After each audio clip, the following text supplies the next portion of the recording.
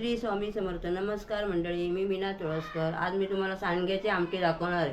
चला तर मग बघूया साहित्य. हे सांडगे आहेत, हे सगळ्या डाळीपासून बनवतात. याच्यामध्ये ओवा, मिरची वगैरे टाकून, हळद टाकून असे हे बनवतात आणि सुकवतात. मग याची आमटी मी आज तुम्हाला दाखवणार आहे. हे मिरच्या घेतल्या आहेत, असल्या बेडकी मिरच्या आहेत. ह्या घेतल्या आहेत मी 8-9 मिरच्या आहेत. अर्धा तास आधी भिजत ठेवलं. गरम पाण्यामध्ये टाकून शकता तुम्ही, कोमट पाण्यामध्ये. मग ते 15-20 मिनटं भिजवले तरी चालतं. मी थंड पाण्यामध्ये टाकले म्हणून मी अर्धा तास ठेवली भिजत. हे धने आहेत, 1.5 चमचा घेतले. हा बघा, हा चमचा 1.5 घेतले सुके धने आहेत, भिजत ठेवले आधीच. ही आमचूर पावडर आहे. तुम्ही चिंच पण घालू शकता. माझी संपली आहे चिंच म्हणून मी आमचूर पावडर घालते याच्यामध्ये. आता हे ओलं खोबरं आहे, अर्धा गोळा आहे. आपल्याला जेवढी पाहिजे आमटी तेवढी आपण घ्यायचं. अर्धा कांदा आहे, छोटासा कांदा आहे हा, अर्धा तो बारीक करून घेतला आहे उभा. आणि हे आहेत मिरी, साधारण मिरी आहे घेतलेले आहेत मी. आता हे वाटण तयार करायचं आहे मला सगळं, आणि नंतर मग तुम्हाला दाखवते फोडणी करायची कशी. हे बघा, आता हे मी वाटण करून घेते सगळं. मिरच्या घालते, मिरची घालून घेते. हे गाळून काढते, नंतर आपण टाकायचं आहे त्याच्यामध्ये. आणि हे धने चांगले फुगले आहेत. धने फुगूनच घालायचे मिरची, आणि कारण आपण मच्छीचं जसं वाटण काढतो ना तसंच काढायचं असतं. हे बघा, खाली कचरा आहे तो बसलेला आहे पूर्ण धन्याचा. तर हे पण नंतर गाळून काढते मी आणि सगळे घेते.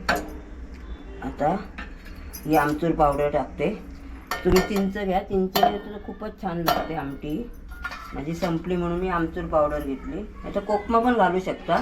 आता ओलं खोबरं घालते, आणि हे धने आणि कांदा छोटासाच घ्यायचा, अर्धा. हे बघा, हे वाटण मी आता बारीक एवढं करून घेतलं. एकदम बारीक केलं पाहिजे वाटण.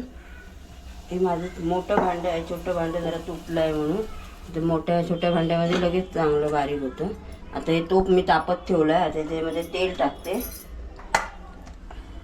2-3 चमचे तेल टाकायचं, जास्त नाही घालायचं. 2-3 चमचेच घालायचं तेल. हे बघा, तेल जरा तापू दे.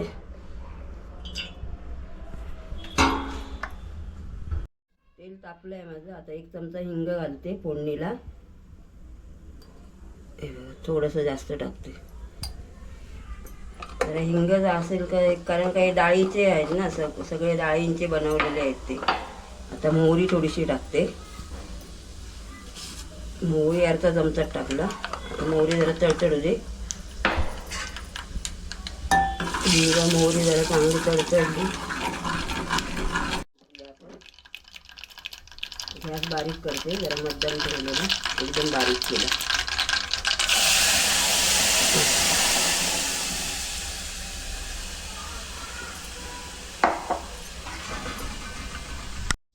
ढवळून घेते आणि सगळं पाणी घालून हे वाटण एकत्र करते मी. जेवढं आपल्याला जाड पाहिजे तेवढं जाड ठेवायची आमटी. पातळ पाहिजे तर पातळ करायची. मी दाखवतेच किती करणार आहे ते. हे बघा, ही आता आमटी मी सगळं, हे बघा, सगळं वाटण मी धुवून वगैरे ओतलेलं आहे याच्यामध्ये. आणि जेवढी आपल्याला पातळ पाहिजे तेवढी आपण ठेवायची.